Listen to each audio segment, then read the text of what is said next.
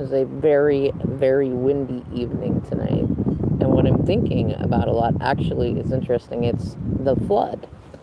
And if you look back, and I want to say a week or so ago, a few weeks ago, I did a reading. I believe it was a DM reading, or a DM collective update. It was called The Flood. And what I started to notice that was interesting is right after I did that. Now I'm in Western Washington. There has been so much flooding everywhere except for where I'm at. Ironically, well, it's ironic and it's also not coincidental, though.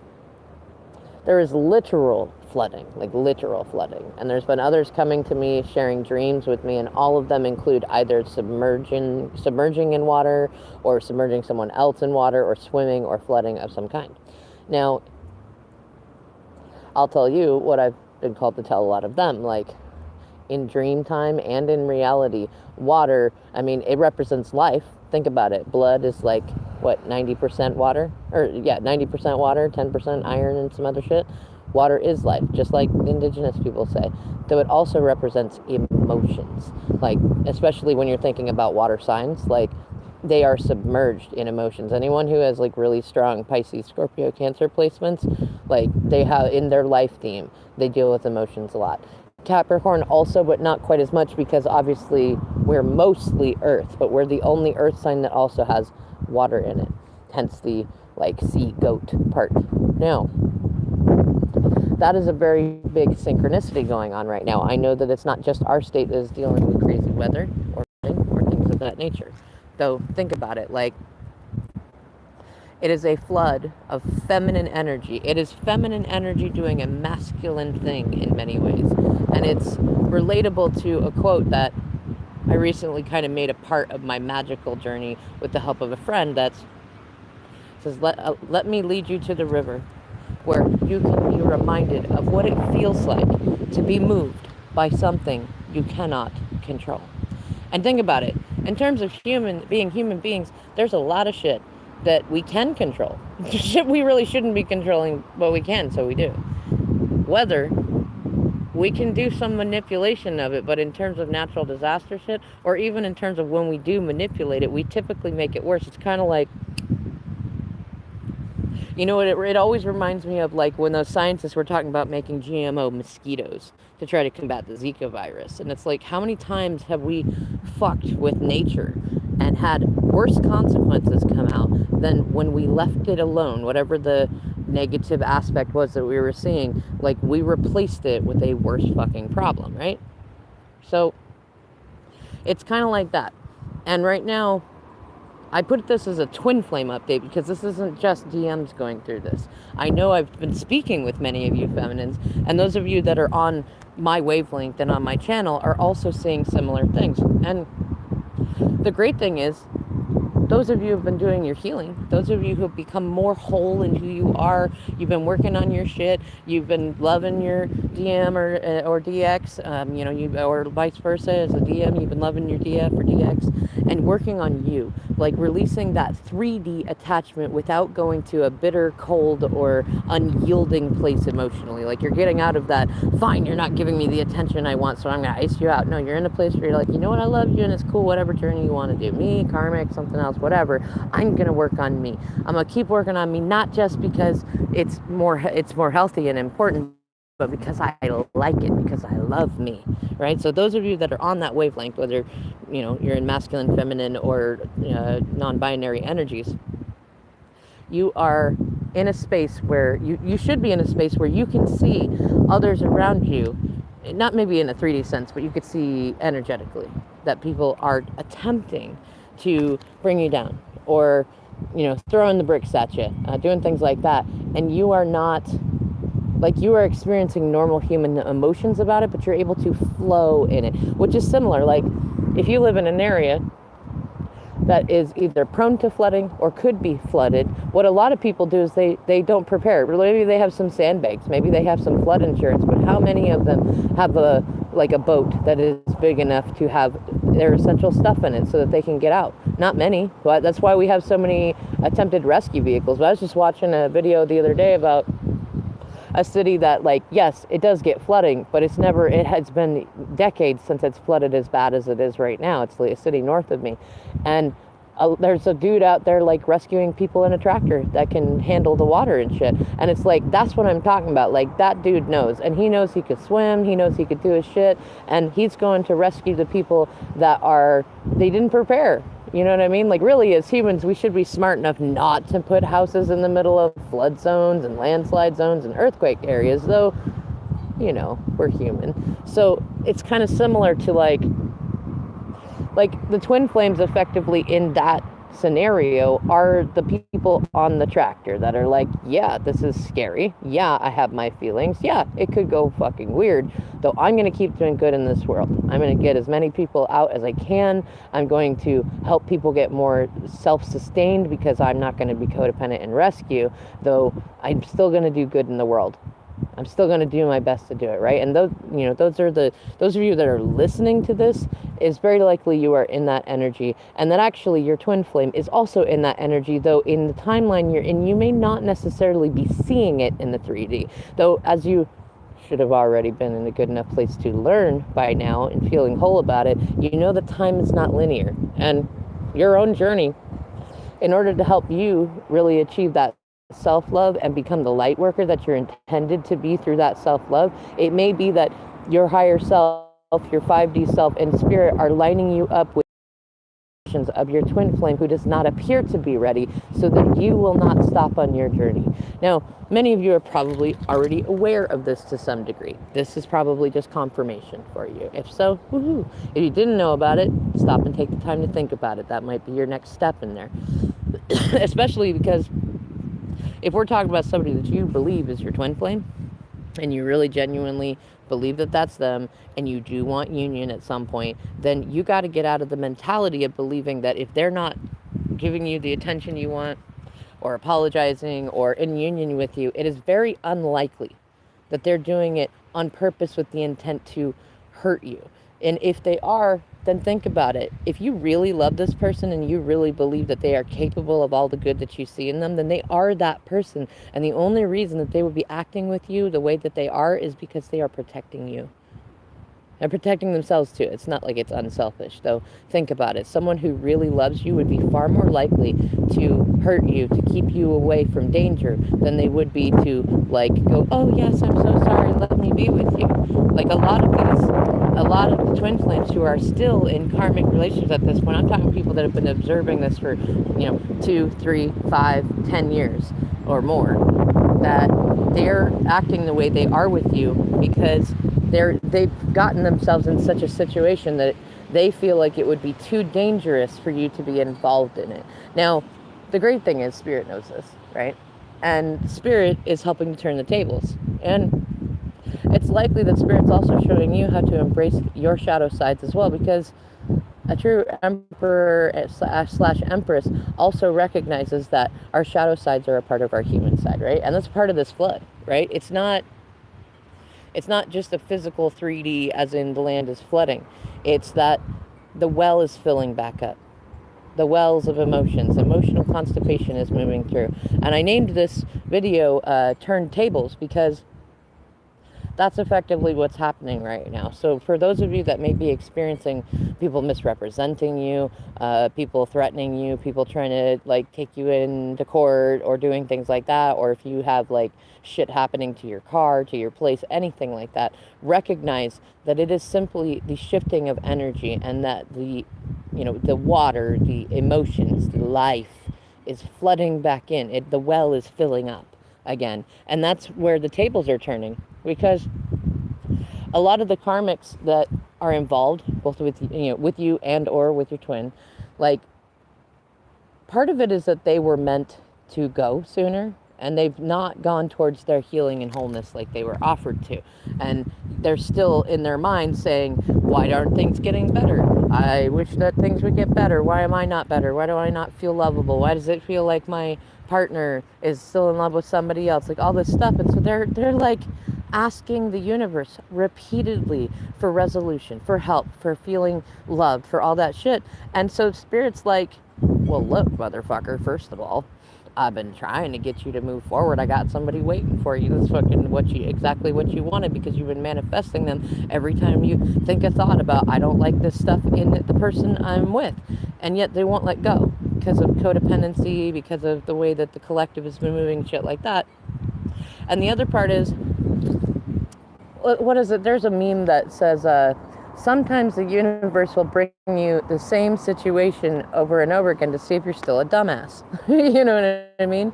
And that's as valid for us as it is for anybody else. So it's really, really super valid right now for the karmics that are involved with twin flames, especially because they are also twin flames. I'm not the type, honey, to get on the bandwagon and be like, oh, karmics are people that were sent here to be bad. No. They may, in part of their journey, have become sort of a villain in your story. But the truth is, if you're seeing anyone as a villain, as a narcissist, as a bad guy, any of it, you're reflecting. Because what kind of person does it take to accuse another human being of being all bad? Yeah, think about it, right? You want to alchemize that energy, you got to be able to release them too. In terms of not just say, I'm not dealing with you, or you're la la la. No, I mean, you need to see them as human. You need to humanize them, because that's what they are. They are human, just like you. Even if they're doing worse, even if they're hurting people, even if they hurt you, even if they fucked your shit up, they're still human, right? Now, here's the deal, though. Between the combination of them manifesting the situations that they're in, where they've built up so many ego traps and pissed off so many fucking people, that's already coming down on them to get them free, because they've been manifesting. They want their liberation from the situation they're in. A lot of these karmics are not people who just were like bad guys trying to get shit. A lot of them have been codependent, and they don't know another way to be. And they've been very 3D, so they're worried about money, they're worried about status, they're worried about what people will think, far more than their own happiness and self-love, which is what they need in order to have what they really fucking want, right?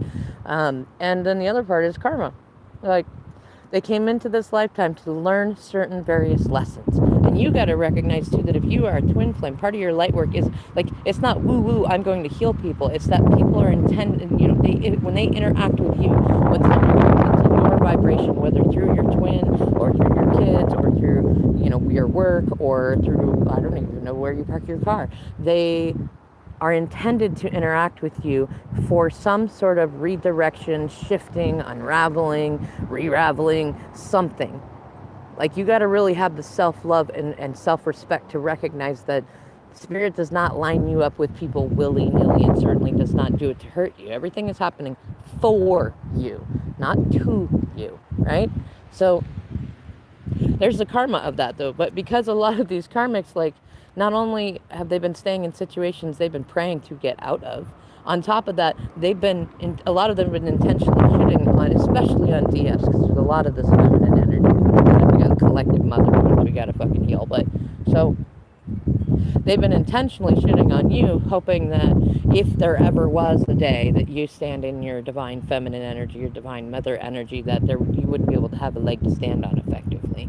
And so a fair number of you, like me, have been standing in your power of love, not in a place of spitefulness, not in a place of vengeance. So you've been allowing your shadow side to show, and you've been letting yourself be selfish, and you've been like not taking the disrespect from anybody, family, friends, karmics of yours, karmics of your DMs, your DM, your DX, your DF. You've been standing in your light in a benevolent way, and that has shaken up everything, and it's made room so that as the flooding happens, it can get into all those cracks and crevices. This is what I talked about in the other video. This way, all those people who are like hiding in the shadows, which is right where the light is being shined. Like, you're much better to stand in the middle. Let's say you're in a room that has a light, right? And it's got furniture. So there's shadows underneath the furniture and shit like that. You are much better to stand in the light, owning your shadows, owning your BS, owning your stuff right there. And you're going to be warm. You're going to be comfortable. You're going to be protected. Though everybody else who either tries to pretend to be all light by hiding in the shadows, that's where the light is being shown right now. Under the chair, under the ottoman, under the bed, in the closet. So anybody hiding in those spaces, like, they're feeling what is that song? blinded by the light. Like that one. Wrapped up in the douche and the roller in the night, blinded by the light. I think I might have been singing the words wrong, but that's what's coming through, right? So they're in that space, and spirit already set the table, right? In fact, they set the table. A lot of times, the irony of what these karmics will do in attempt to just hold on to their codependency a little bit longer because it feels like it's safety, though it's not. And even if it was, it takes so much energy to feed it, to keep it going. And in order to do that, it's kind of like I'm so sad about the Harry Potter stuff. I have so many friends that are trans, and I do not like the TERF shit, though I'm kind of in a weird space. Normally, I would just say fuck it to anybody's shit that was like that, though I did really appreciate a lot of the life lessons and stuff that were in Harry Potter and the fantasy of it. So I'm gonna toe the line carefully in my video, so that I do like the references. And in the I can't remember if it was the first book or the second. I think it was the first one. But when they went with Hagrid, when they had detention, they went with Hagrid into the Forbidden Forest, and they were talking about whatever creature was killing the unicorns. And they talked about, like, yeah, you kill a unicorn and you get its blood, you can live longer. You can survive even if you're, like, barely an entity at all, though it cuts your life in half. Because you have killed something so innocent and so pure that effectively it has cursed you. So yeah, you get a little extra life. You get to go on a little bit more. However, now you're cursed. And not only is that life cut in half, but you got to deal with all the curse shit, right? So when you have people that are...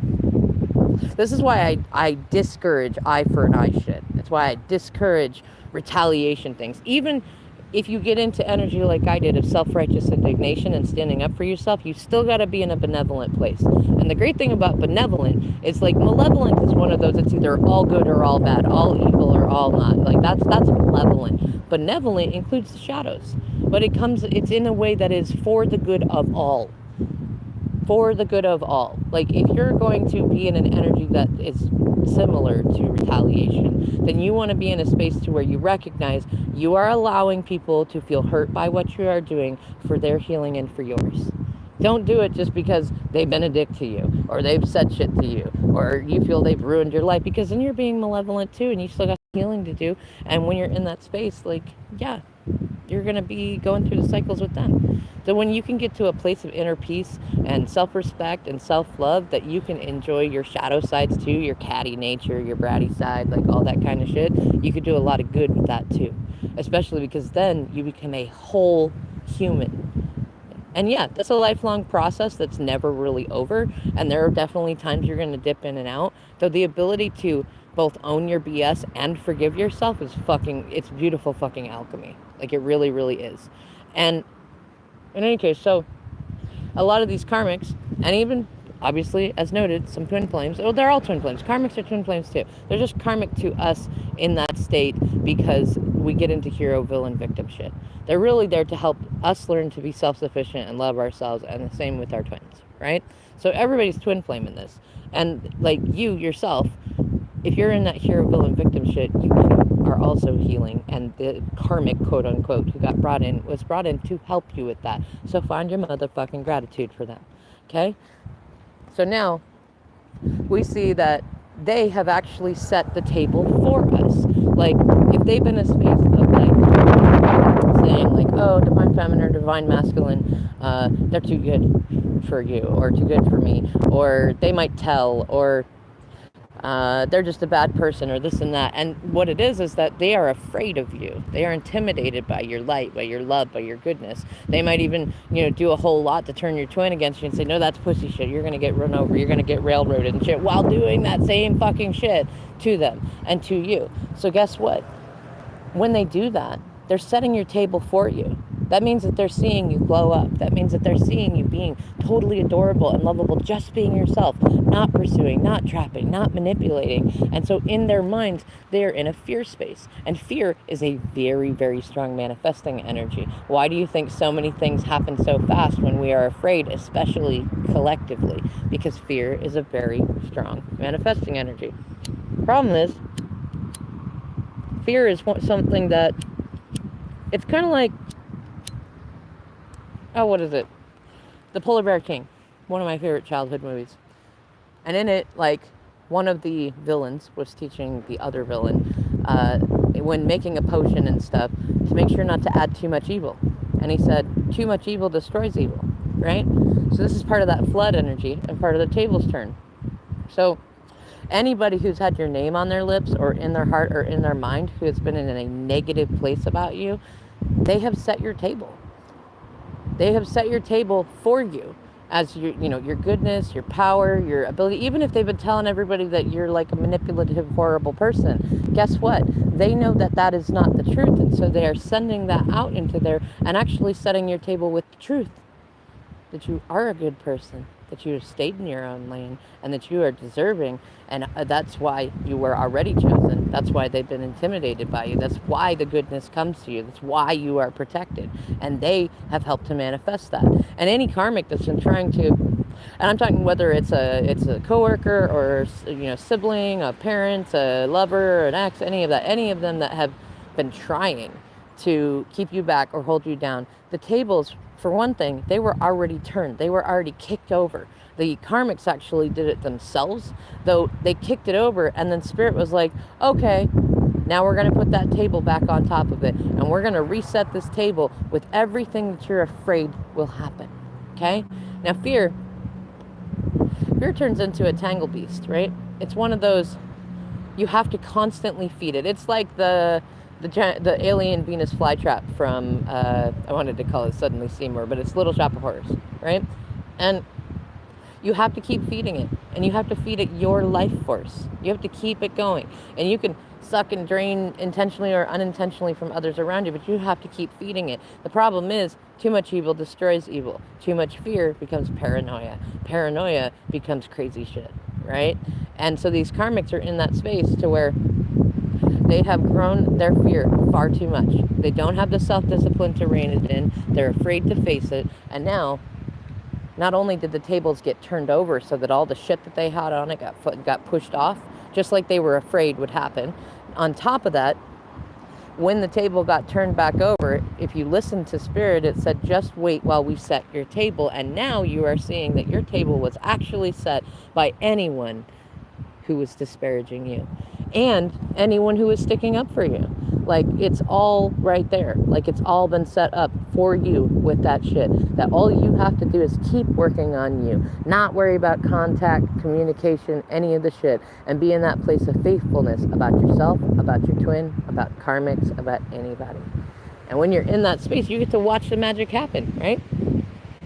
And so the karmics, a lot of them are in the space of like, for them, they might even, Spirit might even be setting it up so that like it looks to the karmics like you become this giant or giantess, right? That you've got unstoppable power, or that you're crazy and unstable like they feel, or shit like that. And it's really not that. It's their own paranoia. It's their own shadows. It's their own shit, because they have been asking for the dynamic they've been in with the other twin that definitely is connected to you and won't let go either. They've been wanting a way out of that. They just didn't want it to be their fault on a social level. They wanted an excuse that made it like reasonable to get out of it. And your twin, if they've been in, if they've been stuck in that, they also want that. Like, this has been manifesting for a while, and you've probably seen the 3D evidence of that for a while. So now what we see is a situation to where the table's been turned over.